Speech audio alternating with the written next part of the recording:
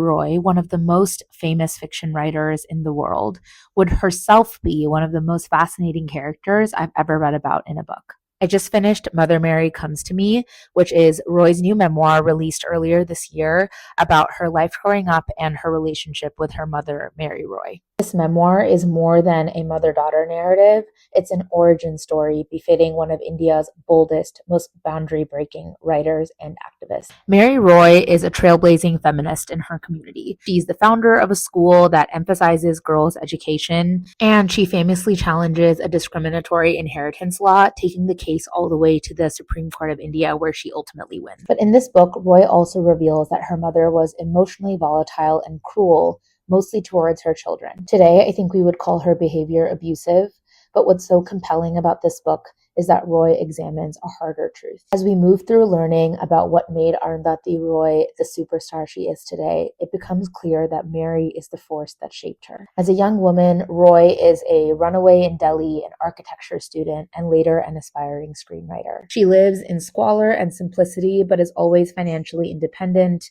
She falls in and out of love, she rejects motherhood, and she speaks out against abuses of power. What I found so inspiring in this book is Arundhati Roy's own self-perception. Her mother has often told her she was not enough, while the world insists she's brilliant. In this book, we see the complicated interior that creates. I think not everyone will like this memoir because Roy and her mother are not always easy to understand, and most importantly, they're not the typical Indian women we expect of their generation. But fans of Arundhati Roy will know that is her legacy, and in this book, we'll see that that's also her inheritance.